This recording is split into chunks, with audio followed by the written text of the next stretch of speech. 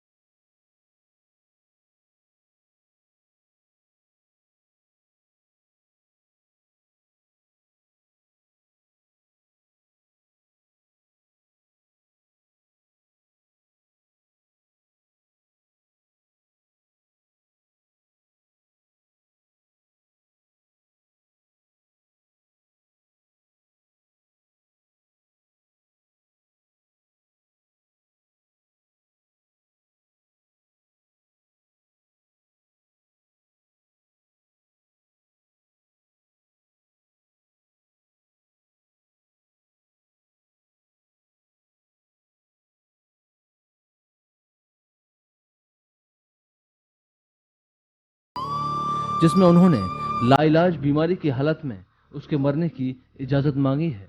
NGO ने कहा है कि हर आदमी को अपनी मर्जी के हिसाब से अपनी मौत की वसीयत लिखने का अधिकार मिलना चाहिए, लेकिन केंद्र सरकार लिविंग बिल यानी अपनी मौत की वसीयत लिखने को खुदकुशी समान करार दे रही है। इसलिए खुद सुप्रीम कोर्ट भी पसोपेश में है कि कहीं लिविंग बिल का गलत इस्तेमाल न होने लगे। कैसे एक तर्कसंगत जवाब दिया जाए, लिहाजा सुप्रीम कोर्ट ने राज्य सरकारों से उनकी राय पूछी है। The issue of euthanasia was heard by a constitution bench of the Supreme Court, and they have now issued notice to all the states to respond to this issue. The issue is whether a person who has been afflicted by an illness by which he has been rendered unconscious, and there is no hope according to the medical opinion of his revival, he is suffering from a terminal illness or is in a permanent vegetative state, whether he has a right to give an advanced directive or leave a will that he should not be kept alive by ventilators or by artificial means. इच्छा मृत्यु एक ऐसा संवेदनशील मुद्दा है जिस पर पूरे विश्व में बहस चलती है, लेकिन नतीजा कुछ नहीं निकलता। हालांकि कुछ देशों ने इच्छा मृत्यु को सशर्त इजाजत दे दी है, लेकिन कानून का दुरुपयोग तो वहां भी देखने को अक्सर मिल ही जाता है। लेकिन उस जिंदगी का क्या जो हर पल, हर दिन, हर लम्हा तिल तिल करके जिंदगी जी रही है, जिसे ना तो अब जिंदगी की चाह है ना मौत का खौफ। तो फिर सवाल यही है, क्या हर व्यक्ति को सम्मान के साथ मौत का अधिकार मिलना चाहिए? क्या इच्छा मृत्यु की वसीयत लिखने का अधिकार मिलना चाहिए? खबर फास्ट के लिए स्पेशल डेस्क से शशांक गौड़ की रिपोर्ट।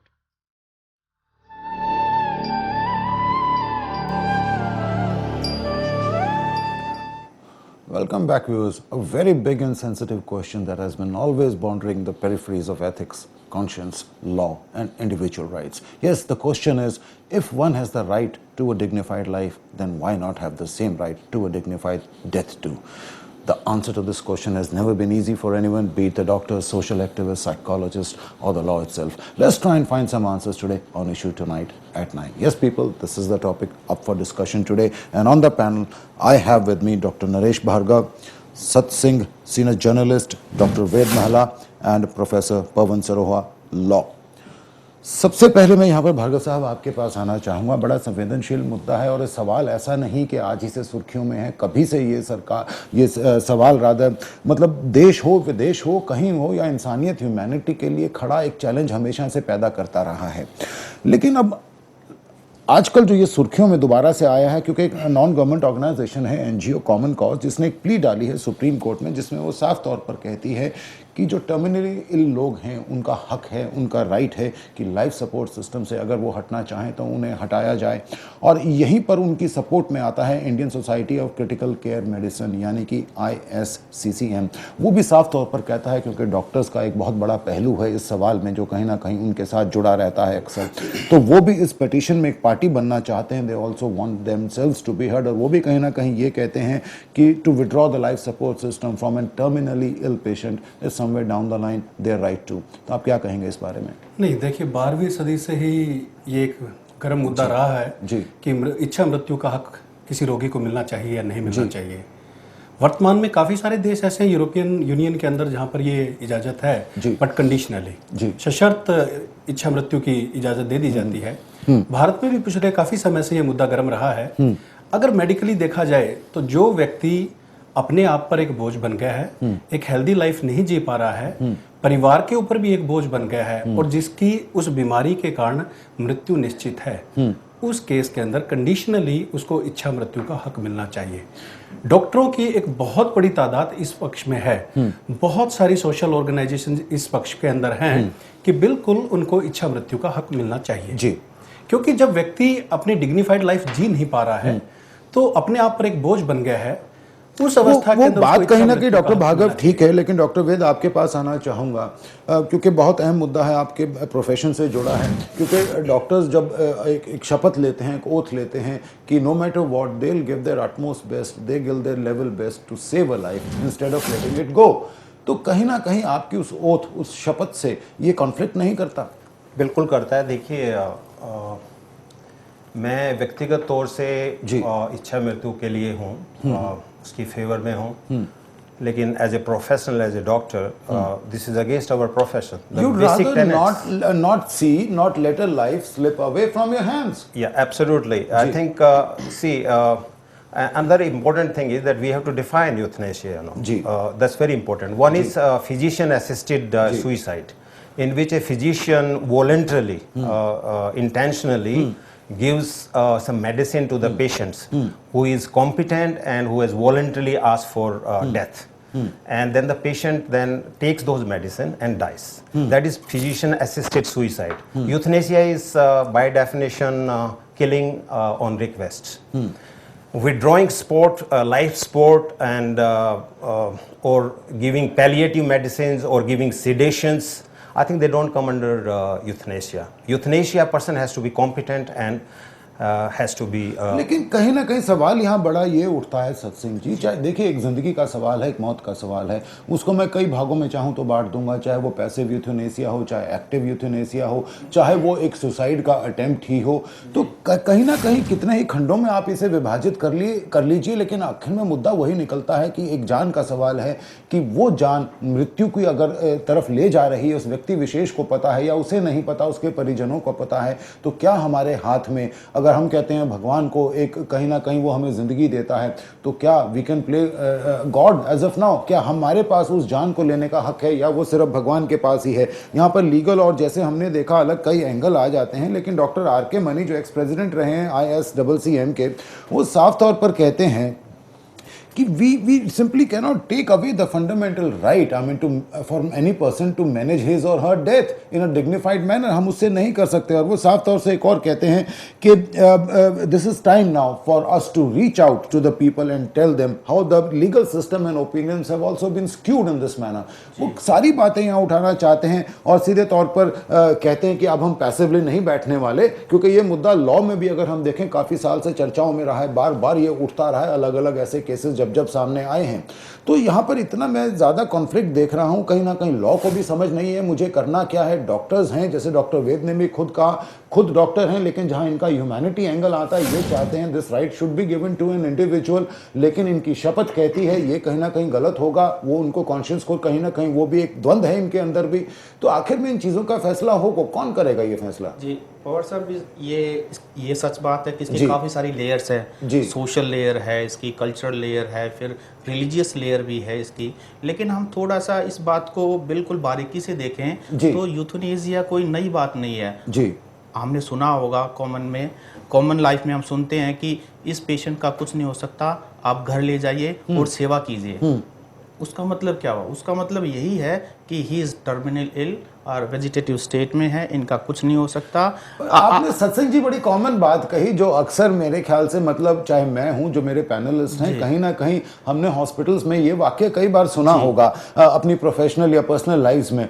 तो क्या मैं ये ना कहूं कि वो भी एक तरह से यूथनेसिया ही है कि मतलब doctor has given up somewhere down the line, they are trying to convince the family members of the patient कि भाई कोई फायदा नहीं है, ये वेजिटेबल हो चुके हैं, इनकी बचने की कोई अब चांसेस नहीं है, आप इन्हें घर ले जाइए भाई, लेट देम कि अपनी जो आखिरी सांसें हैं अपने परिजनों के साथ लें जी। तो ये प्रैक्टिस हम ऑलरेडी कर रहे हैं, लेकिन ये अभी शायद इसका लीगल एंगल और बहुत सारी चीज़ें नहीं है। और एक प्रॉक्सी यूथनेसिया भी बहुत ही प्रिवलेंट है, जो शायद हम इतना बात नहीं कर पाते हैं। जब देखते हैं कि पेशेंट बिल्कुल ही कुछ नहीं करनी चाहिए ना बात, let's talk frankly on the panel tonight. Incurable में एक बात कहना चाहूंगा जी, मैं एक बात कहना चाहूंगा।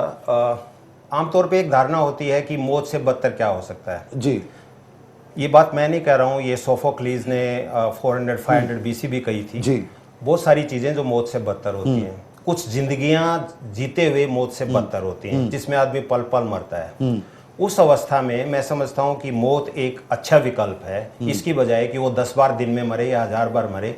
एक बार मरना मेरी समझ में मेरे इंडिविजुअल व्यू में वो बिल्कुल करेक्ट है। और दूसरी बात यह है कि देखिए, यूथनेसिया लीगल और इलीगल कुछ कंट्रीज में और कुछ अमेरिकन स्टेट्स में लीगल है, लेकिन illegally through out world doctors are doing it. Doctors doing it. I know of quite a few. I will not name. They are doing it in Australia. They are doing it in India. They are doing it in Italy. They are doing it in Spain. They are doing it in US. They are doing world over. But that is illegal euthanasia. तो फिर कानून का यहाँ पे मेरा बड़ा सवाल ये है ना, सरोहा जी मैं आपके पास आना चाहूँगा। कानून तो धरा का धरा ही रह गया ना कहीं, जब ये इतना वाइडली प्रैक्टिस है, जैसे डॉक्टर वेद ने कहा, चाहे देश हो विदेश हो, सब जगह दिस इज बीइंग प्रैक्टिस। क्योंकि यहाँ पर सीनियर एडवोकेट शेखर नफाडे साफ तौर पर कहते हैं कि जो हम सिर्फ यही कह रहे हैं कि give the right to die with dignity.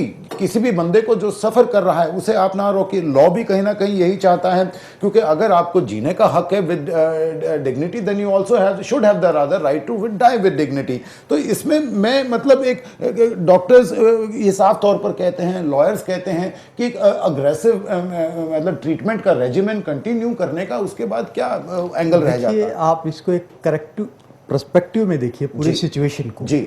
अगर आप देखिए वर्ल्ड वाइड, जैसे डॉक्टर साहब ने बात की, तो बेल्जियम में जैसे इसको लीगलाइज्ड किया गया, और when it was practised in Belgium, तो majority of the people, it was came out through a study, the study has revealed कि यहाँ जो है मेजॉरिटी ऑफ द पीपल, उनका इधर कंसेंट वाज नॉट टेकन, और कंसेंट कई जगह तो लिया ही नहीं गया था, लेकिन euthanasia it was still practised. लेकिन मैं लीगल इंडियन सिनेरियो को अगर हम बात करेंगे तो हमारे यहाँ आप देखिए 1994 में पी रातीराम वर्सेस एक केस आया था पी रातीराम का, जब सुप्रीम कोर्ट ने ये first time the question was raised whether the fundamental right to life includes the right to die, and Supreme Court stated yes, it includes the right to die. ये 2 साल में यहाँ रहा। There the cash point was it was a natural death. अब देखिए उसमें एक twist आता है, लेकिन ज्ञानकोर में आप 1996 में जाएंगे तो ज्ञानकोर में supreme court has to reconsider इस डिसीजन कि भैया लाइफ जो है बहुत सैक्रोसेंट जो है एक चीज है जिसको people want to conserve it at any cost. लोग हैं जो अपने पेरेंट्स को नहीं, there is emotion involve in that, there are many factors. लेकिन कानूनी रूप से मैं बात करूं तो देखिए दो तरह से आपको डिवाइड करना पड़ेगा। एक एक्टिव जो आप करते हैं यूथनेशिया के बाद, एक पैसिव यूथनेशिया की। सुप्रीम कोर्ट ने अगर आप देखें तो 2011 में अरुणा जो आपने दिखाया स्टोरी में, अरुणा केस में पैसिव को तो बिल्कुल इट हैज अलाउड। और आप लॉ कमीशन का 241वां रिपोर्ट देखेंगे तो विल फाइंड कि law commission has also come out in support of the passive euthanasia. Saroha ji, वो बात आपकी कहीं ना कहीं ठीक है, लेकिन the law itself is as I find so confused as of now. Clear cut direction Saroha ji law नहीं दे रहा है। और जहां पर अरुणा का भी सवाल है, she is still lying in a vegetative state. 41 years have passed when she faced the sexual assault in the basement of that hospital। आज भी वो कहीं ना कहीं उसी स्थिति में है। और उसके केस में कोर्ट ने यूथनेसिया चाहे पैसिव या एक्टिव अलाउ नहीं किया था। वो बात बिल्कुल ठीक है, लेकिन आप इसको देखिए डेथ पेनल्टी की तरह देखिए। Rarest of the rare cases में हमारे यहाँ डेथ पेनल्टी को एक्सरसाइज करते हैं। But this is not rarest of the rare। आप सुनिए, हर हॉस्पिटल में आप डॉक्टर वेद से पूछिए, आप डॉक्टर भार्गव से पूछिए, this is happening every day. देखिए वो क्यों है? कानून के प्रति लोगों का रिस्पेक्ट क्या है? कानून के प्रति, कानून को वायलेट देखिए, आप ट्रैफिक कानून को देखिए। We have lost the union minister recently by due to violations of माना आपने कहा इसमें और कई फैक्टर आ जाते हैं। मैं मानता हूं डॉक्टर्स की एडवाइस है, पेशेंट की एज भी देखनी है कि किस लिमिट तक उसमें एक रिकवरिंग पावर है। अगर एज फैक्टर आता है तो डॉक्टर्स उसको भी कहीं ना कहीं कंसिडर करते हैं। किस तरह की इलनेस है वो भी देखनी है। कई इश्यूज हैं, जैसे आपको ये देखना पड़ेगा कि पेशेंट का स्टेटस क्या है। पेशेंट का आप कह रहे हैं कि वेजिटेटिव स्टेट है जी। अब medical science itself is unexplored areas, वो भी एक इशू है जो कि आपको देखना पड़ेगा। हो सकता है। सुनिए डॉक्टर भार्गव, मैं आपके पास आना चाहूंगा। मेडिकल साइंस, जहां तक मेरी जितनी समझ है, मैं इतना तो जरूर जानता हूं, इतनी एक्सप्लोर्ड और इतनी एडवांस जरूर है कि वो एक अथॉरिटेटिवली जजमेंट दे सकती है। कोई डॉक्टर्स का पैनल भी है कि whether the patient has any chances of being revived और नॉट। और अगर रिवाइव हो भी जाता है तो क्या वो एक क्वालिटी ऑफ लाइफ जी पाएगा? बिल्कुल क्या yes, as doctor Ved says, this can be said very well authoritatively. एक चीज मैं आपको बताना चाहूंगा, यूथनेसिया उन देशों में कोई इशू नहीं है जहां पे एडवांस लाइफ सपोर्ट सिस्टम्स नहीं है। ये सिर्फ उन देशों के अंदर इशू है जहां पे टर्शरी क्वार्टरनी केयर, जहां पे वेंटिलेटर्स हैं, लाइफ सपोर्ट सिस्टम्स है, पेशेंट को रिवाइव किया जा सकता है और एक वेजिटेटिव लाइफ में उसको जिंदा रखा जा सकता है। देखिए एडवांस डॉक्टर वेद, अगर मैं मेडिकल केयर की बात करूं तो आज हिंदुस्तान में भी एक से एक फैसिलिटीज अवेलेबल हैं। इसलिए ये इशू है तब भी मतलब they are thousands and thousands rather people who are dying. I mean they beyond a certain stage, none of the machines और आई मीन वेंटिलेटर्स और I mean no matter how you through the nostrils you feed a particular person, you just keep them alive vegetatively। उसके बाद आप उनको कहीं ना कहीं when the blood pressure starts dropping या आपका मतलब even ventilators fail at time, I mean तो आप बॉडी को नहीं रिवाइव कर पाते हैं। अगर आपका ब्लड पॉइजनिंग कहीं ना कहीं हो गया then what do you do? The science doesn't have any answers, it's irreversible। तो यही कई ऐसी चीजें यहाँ सवाल उठते हैं। लेकिन मेरा सवाल, मैं माफ कीजिएगा वेद साहब, मेरा सवाल डॉक्टर भार्गव से ये है कि डॉक्टरों के सामने भी एक बड़ा चैलेंज आता है ऐसे में, क्योंकि अक्सर जो मरीज है अगर वो होशो हवास में है वो भी कहीं ना कहीं डॉक्टर को भगवान मानता है, उन्हीं में सपोर्ट देखता है कि डॉक्टर साहब मुझे आप बचाएंगे, मुझे उम्मीद है, मैं उम्मीद नहीं छोड़ूंगा। और अगर वो वेजिटेटिव स्टेट में है तो उनके परिजन भी कहीं ना कहीं, चाहे वो साइकोलॉजिकल एडवाइस हो, चाहे इमोशनल एडवाइस हो, connected with professional medical advice, वो डॉक्टर को ही अप्रोच करते हैं। तो ऐसे में डॉक्टर अक्सर क्या एडवाइस देता है? मैं ये समझना चाहूंगा आपके एक्सपीरियंस से उनके परिजनों को। पंकज जी, 2-3 बातें बताना चाहूंगा जी। जैसे डॉक्टर महिलानी जी ने बताया अभी कि लाइफ में कई बार ऐसी अवस्थाएं आ जाती हैं कि मौत है वो जिंदगी से बेहतर हो जाती है जी। अगर उस दृष्टि से देखा जाए तो यूथनेसिया अच्छी चीज। लॉ और नो लॉ, मुझे मेरा ये सवाल कानून से ऊपर उठा। मैं 2-3 चीजें बताना चाहूंगा जी। जैसा कि पत्रकार महोदय ने भी बताया कि प्रोक्सी यूथनेशिया अडॉप्ट किया जा रहा है सोसाइटी के अंदर, इसमें कोई शंका नहीं है। जब डॉक्टर कह दिया जाता है कि जी मरीज को घर ले जाओ और सेवा करिए, लास्ट टाइम आ गया है, काफी हद तक मरीज को बता दिया जाता है कि अब तेरा परिजन बचने वाला नहीं है, उस अवस्था में यूथनेशिया को अडॉप्ट करना कोई बुरी बात नहीं है। नहीं, पर तो मतलब क्या एक्टिवली डॉक्टर एनकरेज करता है परिजनों को कि यू गो फॉर यूथनेशिया? बिल्कुल बिल्कुल होता है। बस वही बात है कि जब हम कानून की राय मांगे तो कई बार जब ह्यूमैनिटी की बात आती है तो कानून के भी हाथ बंधे हुए होते हैं कि वो अपनी राय देने में सक्षम नहीं होता। 2 चीजें हैं, हिपोक्रेटिक ओथ है, वो सपोर्ट नहीं करती कि यूथनेशिया को हम अपनाएं। दूसरी चीज, एक डॉक्टर का जो प्रोफेशन है उसके साथ कंपेटिबल नहीं है यूथनेशिया। कारण कि डॉक्टर को दया और जीवनदायक माना जाता है, ना कि मृत्युदायक। उसके कारण काफी हद तक ये उसके साथ कंपेटिबल नहीं है, डॉक्टर के प्रोफेशन के साथ मैच नहीं करता है यूथेनेशिया। इसलिए डॉक्टर ओपनली इसके फेवर में नहीं आ पाते, क्योंकि कहीं ना कहीं फिर उनको मौत का सौदागर भी कहा जाने लगेगा जी, इसको माल प्रैक्टिस के तौर पे भी यूज किया जाने लगेगा। फिर यही कारण है कि डॉक्टर जो है वो ओपनली सपोर्ट में नहीं आ पा रहे यूथेनेशिया के।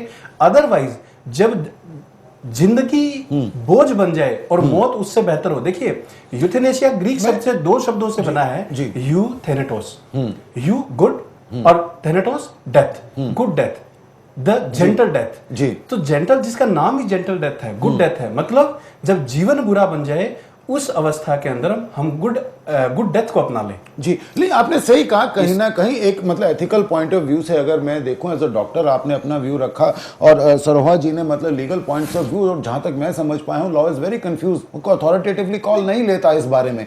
लेकिन एक चीज मैं यहां पर खुद आपको कहूंगा जरूर कि जो 5 जज का जो बेंच बैठा है इसके इस बात को लेकर, एनजीओ की पेंडिंग जो अपील है उसको लेकर, उसने पूरे स्टेट्स और यूनियन टेरिटरीज में कहीं ना कहीं कॉल किया है एक तरह से कि एक वाइडर डिबेट का एम्बिट बने इस मुद्दे को कहीं ना कहीं लेकर। लेकिन मार्च 2011 की मैं बात जरूर करूंगा यहां पर, जस्टिस मार्कंडे काटजू और ज्ञान सुधा मिश्रा आईपीसी 309 को लेकर उन्होंने साफ तौर पर कहा था, सेंटर को रिकमेंड भी किया था कि ये आईसीपी जो है, आईपीसी रादर 309, इसको सेंटर को जरूरत है अमेंड करने की, क्योंकि अगर कोई सुसाइड करता भी है तो उसको पनिशमेंट नहीं, रादर उसको कंपैशन की जरूरत है, सद्भावना की जरूरत है, ना कि सजा की जरूरत है। तो ऐसी चीजों में मतलब मैं कहीं ना कहीं, मैं माफ कीजिएगा मैं आपके पास आऊंगा, मेरा सवाल पहले पत्रकार साहब से है, सत्संग जी से, वो ये है कि मैं कानून को यहाँ ठंडा पाता हूँ थोड़ा, एक वो कहीं ना कहीं कंपैशन की एक वो चीज जो है मतलब वो मिसिंग दिखती है मुझे। यहाँ अगर मैं बात कर रहा हूँ सत्संग जी, तो लॉ भी मानता है, वो खुद भी कहता है कि इसको एक दूसरे एंगल से भी देखने की जरूरत है। लॉ तो हर एंगल से देखा जाएगा, इस एंगल से देखता है, लेकिन लॉ का एक और एंगल भी है कि इसका मिसयूज कितना हो सकता है। अगर इसको अलाउ कर दिया जाए, हमारे जैसे कंट्री में जो डेवलपिंग है, जहाँ बहुत सारे लॉज हैं लेकिन उनका इम्प्लीमेंटेशन नहीं है, तो जब तक इस लॉ को बनाने से पहले इसको लेटर और स्पिरिट में इम्प्लीमेंट ना किया जाए, इसको इंश्योर ना किया जाए, तब तक ऐसे लोगों को डिबेट होना चाहिए, और पूरी तरह से होने के बाद फिर शायद कुछ सत्संग जी कभी से चल रही है इस मुद्दे पर, आज से शायद नहीं है। आप सुनिए ना मेरी बात, जैसे ओके प्लीज कंटिन्यू। हाँ, तो इस तरीके से इस पे मिसयूज पर, उस पर कोई ना कोई चेक्स एंड बैलेंसेस हो रहा है ना, चेक्स एंड बैलेंसेस। आप कौन से चेक्स एंड बैलेंसेस की बात कर रहे हैं? This thing is being practice in private and I mean may be in some cases government hospitals, शायद इतना मेजर तरीके से ना होता हो। तो मतलब murders are not gonna happen overnight. I mean in that case सिर्फ एक लीगल सैंक्टिटी मिलेगी, एक लाइफ की जो डिग्निफाइड तरीके से एक व्यक्ति विशेष चाहता है मैं मरूं, उसको एक लीगल सैंक्टिटी मिलती है। कम से कम ये नहीं कहा जाएगा कि ही डिड और she did something illegal even in death, even in death. जी, यूथनेशिया डिस्थेनेशिया से अच्छा है, डिस्थेनेशिया से अच्छा है जी। डिस्थेनेशिया है टू डाई बैडली जी, euthanasia is to die with dignity जी। So euthanasia is any time better than dysthanasia. A person who dies with lot of sufferings is, I think, is what we call dyskinesia. There's a word, dyskinesia is opposite to euthanasia. So euthanasia is all right. And I think I would like to highlight about 309. Say nobody attempts, nobody commits suicide unless he has got a problem. Suicide कुछ ऐसा दुख उसका होता है, परिस्थितियां ऐसी कि वो एक आत्महत्या की तरफ उसको धक्का लगता है। It's not a normal human behavior. Yes, it's an abnormal human behavior, and there is a consensus about suicide that suicide is committed mandatorily by people. People have to have a psychiatric illness first and foremost. They have to, everybody who commits suicide.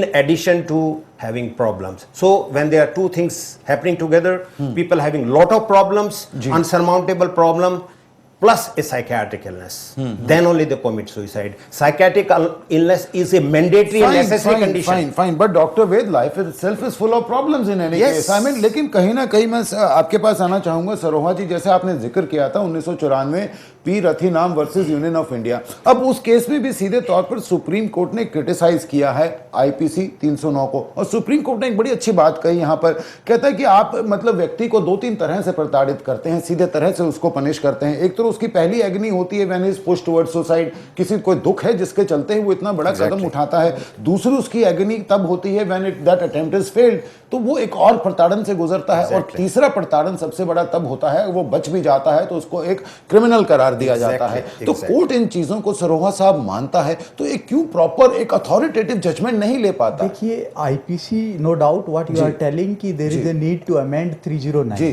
उस पे एक debate ठीक है, वो separate बात है। लेकिन जैसे यूथेनेशिया किया आपने किया कि euthanasia, but in euthanasia also there are few stages like active and passive, तो आपको ये डिफरेंशिएट करना पड़ेगा। There is a thick line, लेकिन बड़ा क्लियर लाइन है।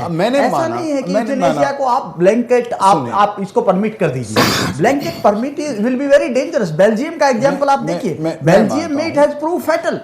एक पूरा मैंने माना, मैंने एक्टिव यूथेनेशिया को जब डॉक्टर फिलिप निश्चय ने कहीं ना कहीं प्रैक्टिस किया डार्विन ऑस्ट्रेलिया में, उनका पहला केस था और वो पायनियर माने जाते थे इसके, क्योंकि वर्ल्ड के फर्स्ट ऐसे नोन थे डॉक्टर जिन्होंने एक्टिव यूथेनेशिया के जरिए किसी लाइफ को उनका यही कहना है डिग्निफाइड तरीके से मैंने उसको कहीं ना कहीं अबवे किया उस व्यक्ति विशेष से। लेकिन मेरा यहां पर बड़ा सवाल ये है कि आप अगर देखिएगा what is suicide, what is suicide? Suicide is a kind of I mean you are giving away your life. If you think you are feeling more dignified by giving away your life like this, then that is an individual's call, वो उस व्यक्ति विशेष की call है। अगर ऐसा ही मैं एक और केस उठाता हूं सरोहा जी, 1997 में master CA Thomas versus Kerala high court.